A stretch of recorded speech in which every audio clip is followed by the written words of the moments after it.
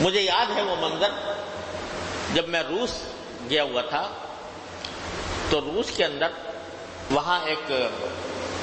علاقہ ہے داغستان کہلاتا ہے، اور اس کے اندر یہ وہی علاقہ ہے جس میں کوہ قاف بھی واقع ہے۔ کوہ قاف آپ نے لوگوں نے نام سن رکھا ہوگا، کوہ قاف کا بچپن سے اس کے بارے میں پتہ نہیں کیا کیا مشہور ہے، کوہ قاف کے جنات اور پریاں اور خدا جانے،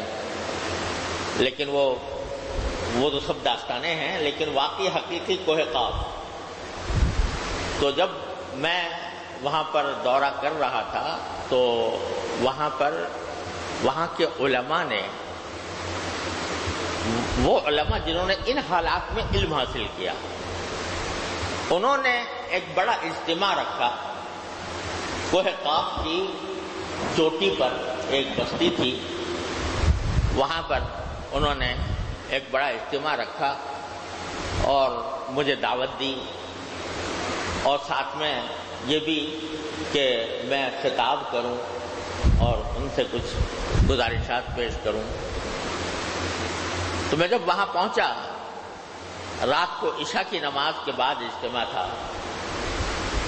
14ویں رات کا چاند تھا اور کوہ قاف کا عجیب منظر تھا، اور اس میں وہاں پر ایک بہت بڑا، تقریباً ایسا ہی اجتماع ہوگا جیسا اس وقت ہے، تقریباً اتنا بڑا اجتماع۔ تو قبل اس کے کہ میں خطاب کروں اور کوئی بیان کروں، تو مجھ سے علماء کرام کی ایک بڑی جماعت مجھے ملی، وہیں کے علماء، داغستان کے علماء، اور انہوں نے مجھ سے کچھ سوالات کرنے شروع کیے۔ سوال تو اس انداز سے کر رہے تھے جیسے کہ کوئی مستفتی، یعنی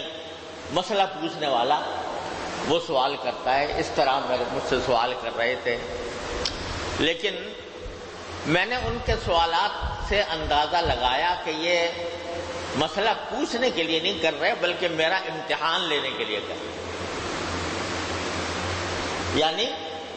ان میں سے بہت سے لوگ ایسے تھے جو مجھ سے واقف نہیں تھے، تو ان کو یہ فکر تھی کہ یہ آدمی باہر سے آیا ہے اور پتہ نہیں کس قسم کے خیالات نظریات رکھتا ہے، یہ کہیں ایسا نہ ہو کہ ہمارے علاقے میں گمراہی پھیلا دے۔ اس لیے پہلے انہوں نے سوالات کا ایک بہت لمبا سلسلہ، باقاعدہ لکھے ہوئے سوالات، اور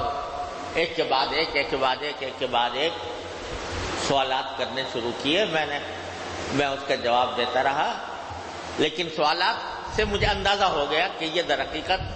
سوالات مستفتی والے سوالات نہیں ہیں، یہ ممتحن والے سوالات ہیں، یہ دیکھنے کے لیے کہ یہ آدمی صحیح نظریات، صحیح خیالات رکھتا ہے کہ نہیں۔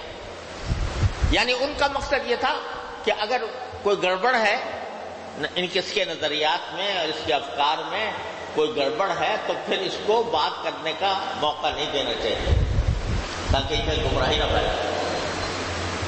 لیکن جب میں نے سب سوالات کے جواب دے دیے تو وہ بڑے خوش ہوئے اور گلے ملے، اور پھر وہ اپنا کتابوں کا ذخیرہ لے کر آئے۔ انہوں نے دکھایا کہ دیکھو یہ جلالین ہے، یہ شرح وقایہ ہے، یہ فلاں کتاب ہے۔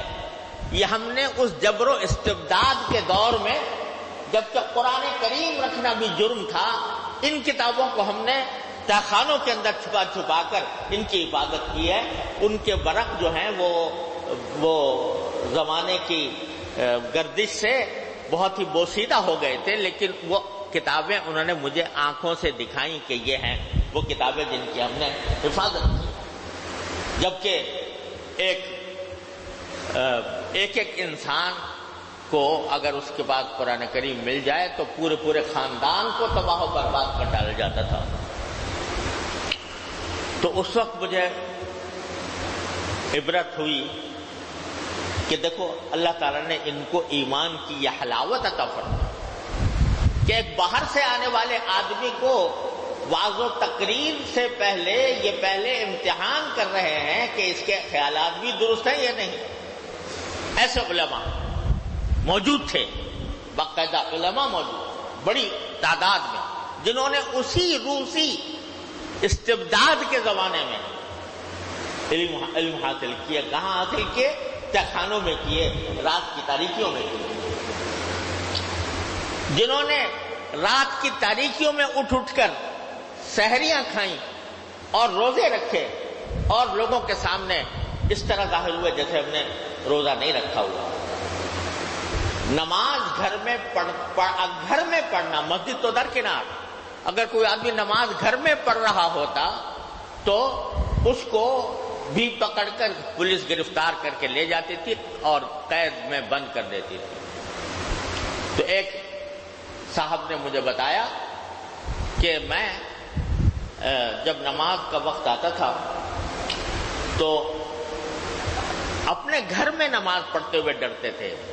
کہ کسی وقت بھی پولیس آ کر ہمیں پکڑ کر لے جائے گی. تو میں یہ کہتا تھا کہ وہاں میرے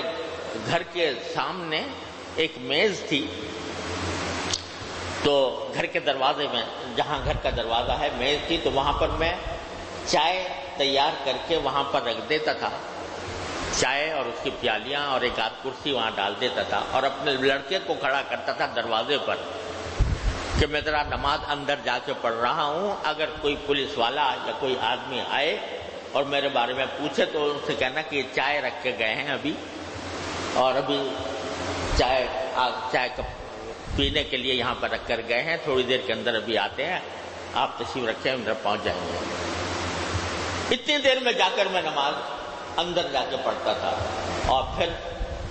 بعض اوقات باقی لوگ آ جاتے تھے تو وہ میرا بیٹا کہتا تھا کہ چائے رکھی ہوئی ہے، چائے پینے کے لیے وہ ابھی تھوڑی دیر میں آتے ہیں تو آپ سے مل لیں گے.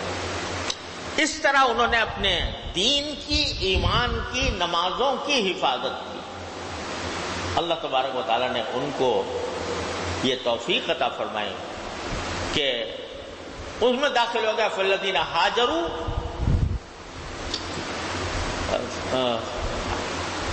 وأوذوا فی سبیلی وقاتلوا وقتلوا، ان کے اندر داخل ہوئے. اگر کسی کو پتہ لگ گیا، علماء کرام کو اگر جو اس طرح کیا گیا تھا کہ علماء کرام کو پکڑ کر لے گئے، ان سے خندق کھدوائی، خندق کے اندر انہی سے چونا بھروایا، چونا بھروا کر علماء کے ساتھ جنہوں نے خندق کھودی تھی، جنہوں نے اس میں چونا بھرا تھا، اس چونے کے خندق میں ان کو ڈال دیا. اس طرح زبردستی کر کے اور ظلم و ستم کے پہاڑ توڑ کر علماء کو فنا کرنے کی کوشش کی. لیکن 70 سال اس چکی میں پسنے کے باوجود جب اللہ نے آزادی عطا فرمائی اور کمیونسٹ سسٹم سے ان کو نجات ملی تو الحمدللہ وہ مسلمان کے مسلمان نکلے، کلمہ لا الہ الا اللہ کے کہنے والے نکلے.